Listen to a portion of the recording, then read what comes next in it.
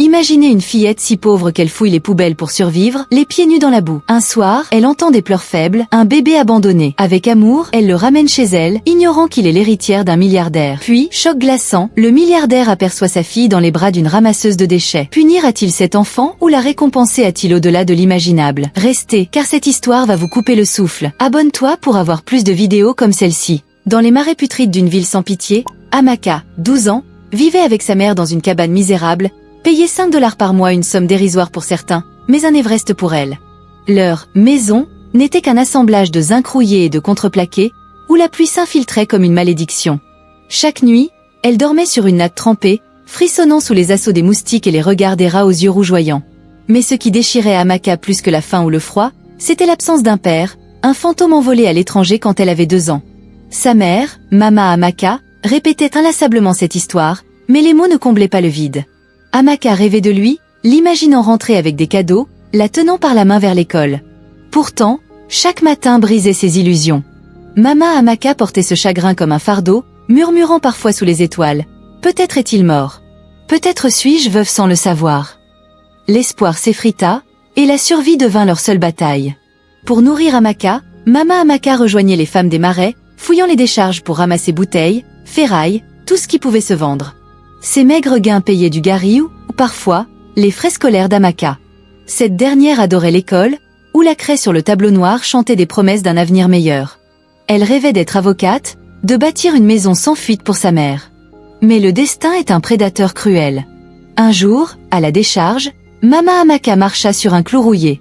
Le sang jaillit, la douleur s'installa, puis l'infection. En une semaine, elle ne pouvait plus marcher. Les médicaments coûtaient une fortune, les docteurs étaient inaccessibles. Amaka, voyant sa mère s'effondrer, sentit son monde s'écrouler. Un soir, agenouillée près de sa mère gémissante, elle jura « Mama, j'irai chercher des déchets. Je paierai tes médicaments. » Sa mère, les larmes aux yeux, murmura « Tu n'es qu'une enfant. » Mais Amaka, inflexible, répondit « Je suis tout ce que tu as. » Dès lors, Amaka abandonna l'école.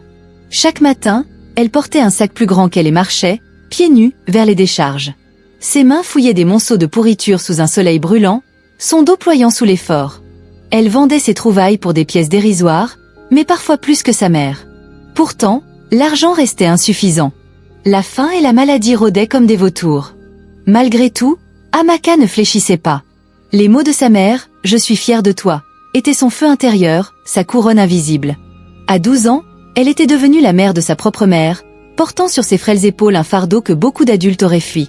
À l'autre bout de la ville, dans le quartier scintillant d'Ekwa, se dressait le palais de Chifanduka, un milliardaire dont le nom faisait trembler le Nigeria. Derrière ses murs de marbre et ses fontaines scintillantes, il était un homme brisé.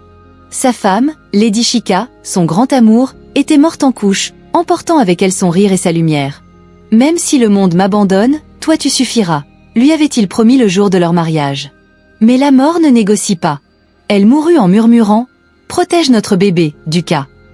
Depuis, il hantait sa chambre vide, serrant ses vêtements, parlant à sa photo.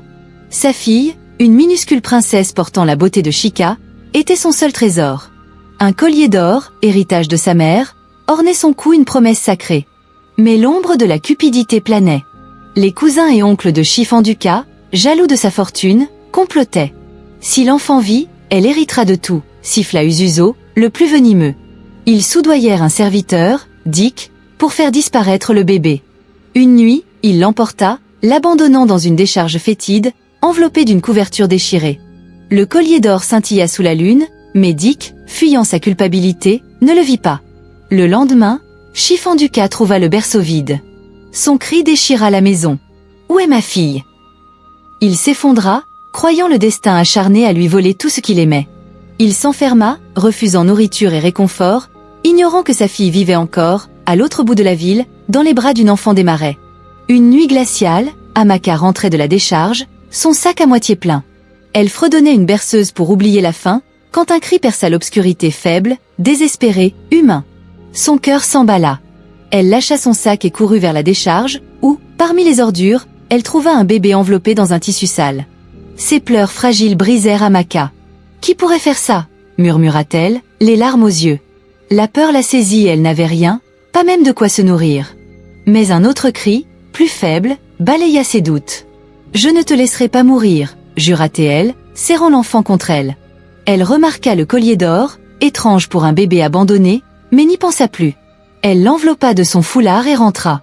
À la cabane, Mama Amaka, affaiblie, fixa le bébé avec horreur. Jeté comme de la saleté. Le monde est cruel. Après un débat, elles décidèrent de garder l'enfant. « Dieu t'a guidé vers elle », dit Mama Amaka. Amaka nomma le bébé Chimamanda. « Mon Dieu ne me faillira pas. » Cette nuit-là, elle berça Chimamanda, chantant doucement. À 12 ans, dans un monde de misère, elle trouva un but. Protéger cette vie fragile, ignorant qu'elle tenait la clé d'un destin monumental. Sous un soleil impitoyable, les routes d'Ekwa vibraient de chaleur, les pneus des voitures de luxe fondant presque sur le bitume. Les mendiants, mains tendues, imploraient l'attention des conducteurs indifférents. Parmi eux, Amaka, frêle silhouette de 12 ans, se tenait aux portes de la ville. La poussière collait à son visage, son sac de déchets à ses pieds, Chimamanda attaché sur son dos avec un tissu délavé. Sa mère l'avait supplié de ne pas venir. « Amaka, tu es trop jeune pour mendier ainsi. Les gens te jugeront. » Mais Amaka, inflexible, avait répondu « Mama, Chimamanda a faim. Je ne peux pas la laisser mourir. » Elle tendait la main sous les regards moqueurs, murmurant à l'enfant « Ne pleure pas, Mandy. Je trouverai du lait, je te le promets. » Les voitures filaient, certaines vitres se refermaient, d'autres conducteurs riaient. « Une enfant avec une enfant !» ricanait-il. Amaka serrait les dents, ignorant les insultes, chaque rejet comme une lame dans son cœur. Mais elle restait, déterminée. Soudain, un grondement de sirène brisa l'air. Un convoi de SUV noirs fendit la foule, imposant comme une armée. Les mendiants s'écartèrent, saisis de crainte. Seule Amaka, trop désespérée, resta immobile. À travers la vitre teintée du véhicule de tête, Chifanduka observait, son visage marqué par le deuil. Sa femme et sa fille, croyait-il, étaient perdues à jamais. Mais un éclat attira son regard. Un collier d'or autour du cou du bébé sur le dos d'Amaka. Pas n'importe quel collier, celui de Lady Chika, placé sur leur fille avant sa mort. Son souffle se coupa. « Arrêtez la voiture !» hurla-t-il, sa voix ébranlant le véhicule. Le chauffeur hésita. « Monsieur, ce n'est pas sûr. »« Arrêtez !» Le convoi pila. Les gardes jaillirent, armes prêtes, tandis que la foule murmurait, intriguée. Chifanduka sortit, imposant dans son costume coûteux, ses pas chancelants. Ses yeux, rivés sur Chimamanda, brillaient de désespoir. « Où as-tu eu ce bébé ?» demanda-t-il, la voix brisée. Amaka recula, terrifiée, serrant l'enfant. « S'il vous plaît, elle est à moi maintenant. Ne me la prenez pas. » Les larmes inondèrent les yeux de Chifanduka. « Non, enfant.